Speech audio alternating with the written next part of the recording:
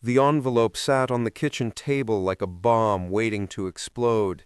Chioma stared at it, her hands trembling so violently she had to grip the edge of the table to steady herself.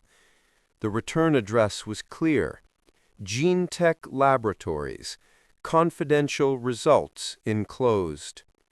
She had lived 28 years believing she knew who she was.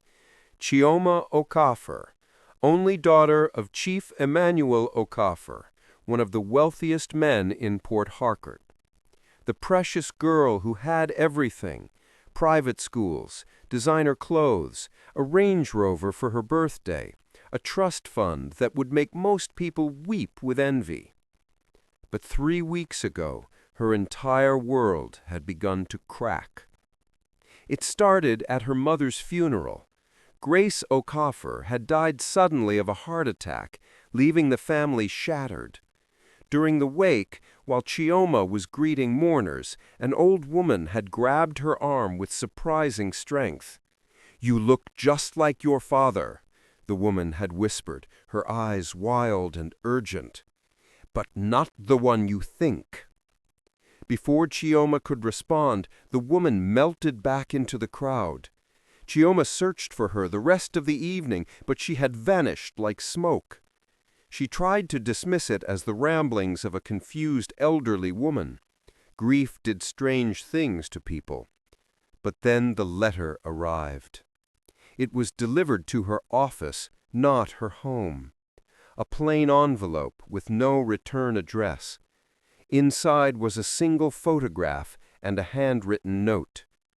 The photograph showed her mother, decades younger, standing with a man Chioma had never seen before. They were laughing, his arm around her waist, her hand on his chest.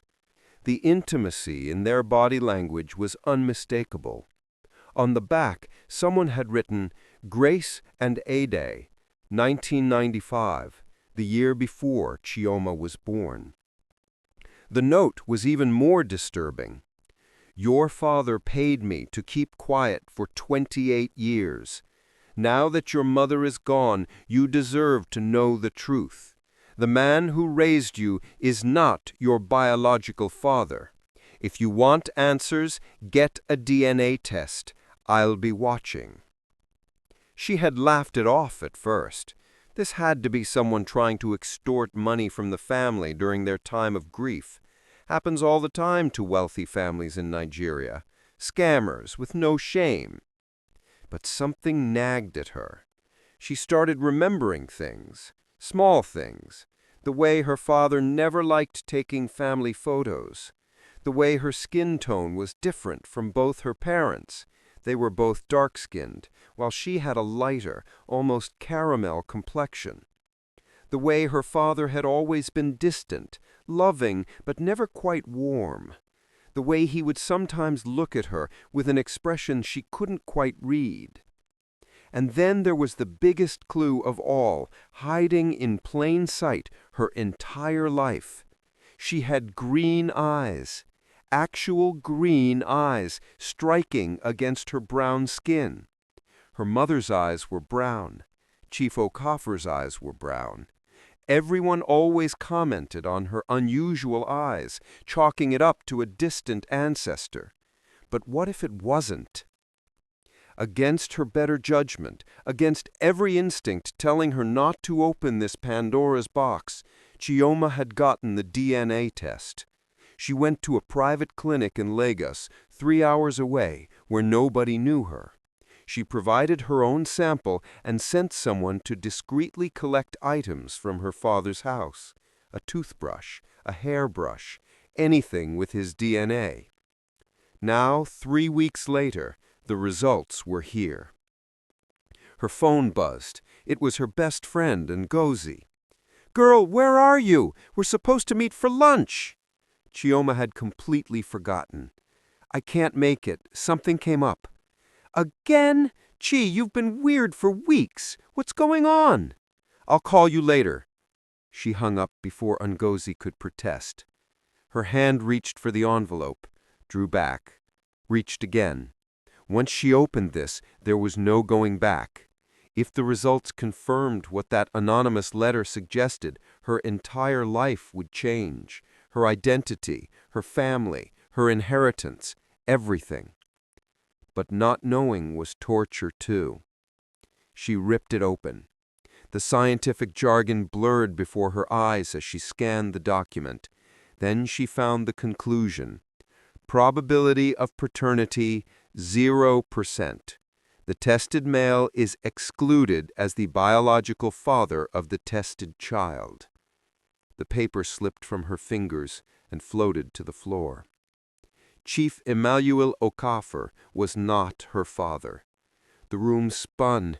Chioma gripped the table, trying to breathe, trying to think, trying to understand what this meant. 28 years. 28 years of lies. Her mother had lied to her every day.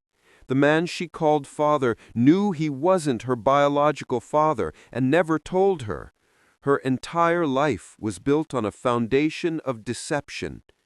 Who was she? Who was her real father? Was he alive? Did he know about her? Did he want her? And the money. Oh God, the money!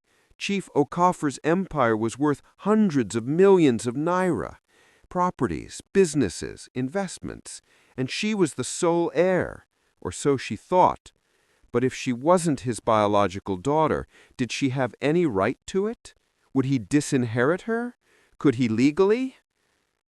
Her phone rang. It was her father. No, Chief Okafor, not her father. What was he now? Chioma, we need to talk. Come to the house immediately. Her blood ran cold. About what? Don't play games with me. I know about the test. I know what you did. Come home now. The line went dead. How did he know? Had someone at the clinic told him? Had he been monitoring her somehow? Chioma's mind raced with paranoid possibilities. Chief Okafor was a powerful man with connections everywhere. Of course he would find out. She drove to the family mansion in a daze, barely registering the traffic, the honking horns, the chaos of Port Harcourt streets. The massive gates swung open automatically as her car approached. The compound where she had grown up suddenly felt like foreign territory. Chief Okafor was waiting in his study, standing by the window with his back to her. He didn't turn when she entered. "Close the door." She did, her heart hammering. "I knew this day would come eventually. I told your mother it would. Secrets like this never stay buried forever." "So it's true." Chioma's voice came out as a whisper. "You're not my biological father." Finally, he turned to face her. He looked older suddenly, his 60 years showing in the deep lines of his face. "No, I am not." "Then who is?" "Sit down, Chioma. This is going to take a while." She sat, her legs threatening to give out. Chief Okafor poured himself a whiskey, drank it in one gulp, then poured another. "Your mother and I met when we were both young and ambitious. I was building my business. She was finishing university. We got married quickly, too quickly, perhaps, within 6 months. He paused, lost in memory. "What we didn't know was that before we met, your mother had been involved with someone else, a fellow student, Adekunle Bakare. They broke up badly. He wanted to marry her, but his family had no money, no prospects. Your mother was practical. When I came along, successful, established, from a good family, she chose security over love." I felt sick. "And then?" "And then, 3 months after our wedding, she discovered she was pregnant, with you." He looked directly at her now. "She panicked. She knew the dates didn't add up. She knew you couldn't be mine. But she also knew that if I found out she had been pregnant when we married, I would leave her, divorce her, ruin her reputation." "So you lied." "She lied, but I found out anyway, about 6 months into the pregnancy. A mutual friend, trying to cause trouble, told me that your mother had been with Adekunle just before our wedding. I did the math. I confronted her. She broke down, confessed everything." "But you stayed with her." Chief Okafor's laugh was bitter. "I did. You want to know why? Pride, ego, reputation. By then, everyone knew I was going to be a father. We had announced it publicly. If I divorced her then, people would ask questions. There would be scandal. It would damage my business, my standing in the community. So I made a choice. I would raise you as my own.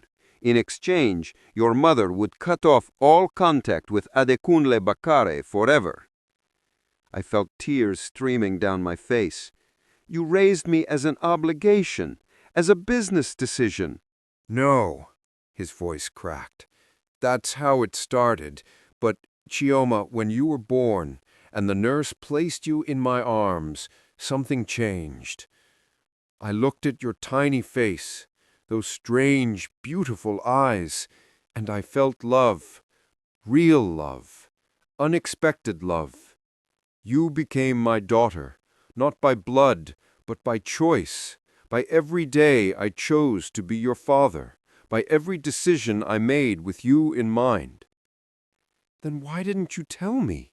Why did you let me live a lie?" "Because I was afraid." For the first time, she saw tears in his eyes, too. "Afraid you would reject me. Afraid you would want to find him. Afraid I would lose you." "Who is he? Where is Adekunle Bakare?" Chief Okafor walked to his desk and pulled out a folder. "He's a university professor now, lives in Abuja, teaches engineering, never married. Your mother kept tabs on him over the years, though I didn't know it until after she died. I found her journal. She never stopped thinking about him." He handed Chioma the folder. Inside were newspaper clippings, printed articles, photos. She stared at the man in the pictures. The resemblance was startling. Same eyes, same nose, same smile. This stranger was written all over her face. "Does he know about me?" "Yes. Your mother told him she was pregnant before she married me, but she made him promise to stay away. She told him I had accepted you as mine, and that pursuing a relationship with you would only cause problems. He agreed. As far as I know, he's kept his distance all these years." "But someone sent me a photograph. Someone wrote me a letter saying he'd been paid to keep quiet." "That would be Adekunle's brother, Femi. A few months after you were born, he came to me demanding money. Said he would tell everyone the truth if I didn't pay. So I did. I've been paying him for 28 years, small amounts, just enough to keep him quiet. But with your mother gone, he clearly decided to stir up trouble." "He's blackmailing us?"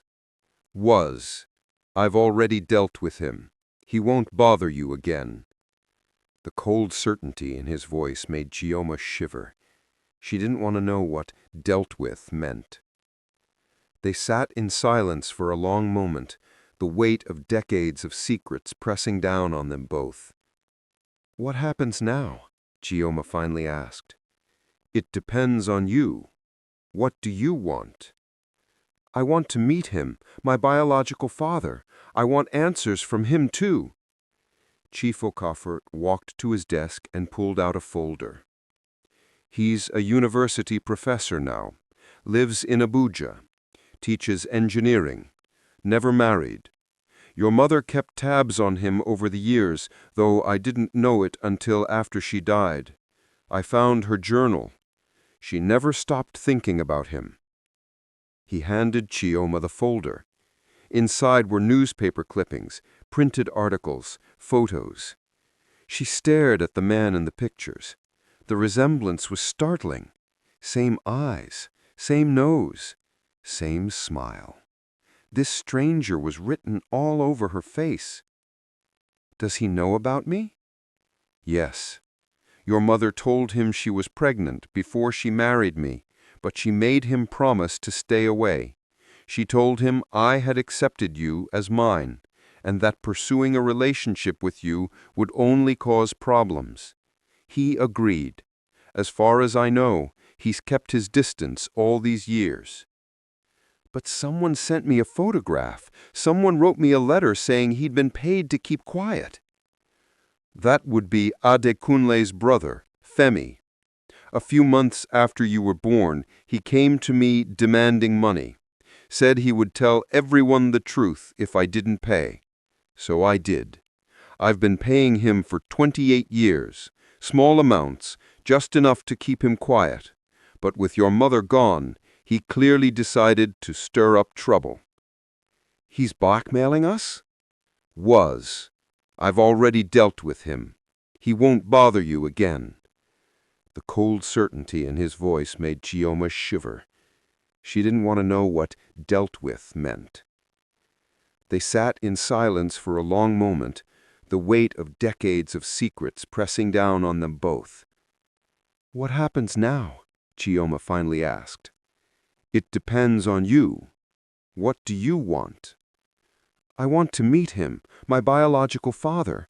I want answers from him too. Chief Okafor walked to his desk and pulled out a folder. He's a university professor now, lives in Abuja, teaches engineering, never married. Your mother kept tabs on him over the years, though I didn't know it until after she died. I found her journal.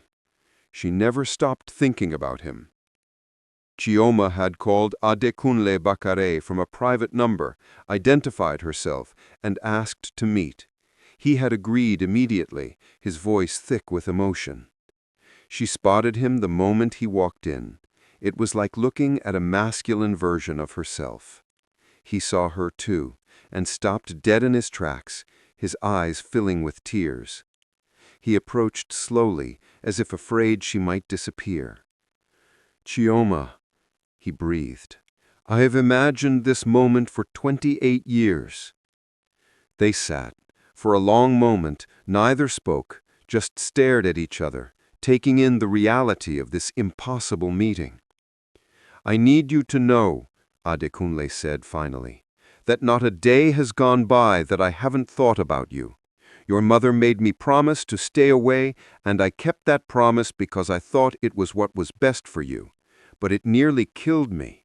I've watched you from a distance, read every article about you, seen your photos, celebrated your achievements from afar. You are extraordinary. Did he not fight for me? Why did he let her marry someone else when she was carrying his child? Pain flashed across his face. I didn't know. She didn't tell me she was pregnant until after she married Chief Okafor. By then she said it was too late, that she had made her choice, that trying to claim you would only destroy your life. What could I do? I had no money, no power, no way to fight a man like Emmanuel Okafor. So I did what I thought was right. I stayed away. But you knew I existed. You knew I was out there. And it was torture, beautiful torture. He pulled out his wallet and showed her a small, worn photograph. It was her, maybe 5 years old, at a school event. Your mother sent me one picture, just one in all these years. I've carried it every day since. Chioma felt her anger crumbling. These were two people who had loved each other but been torn apart by circumstances, by pride, by the harsh realities of class and money. And she was the living consequence of that love. What do we do now? She asked. That's up to you.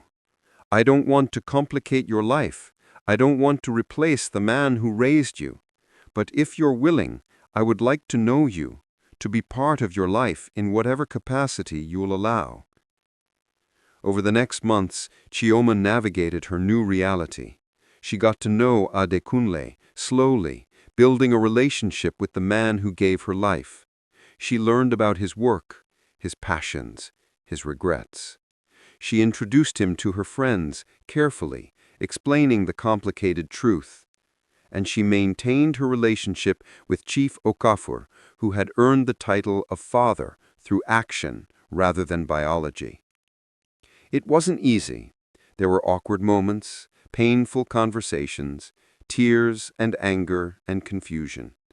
Her extended family gossiped viciously when the truth inevitably leaked.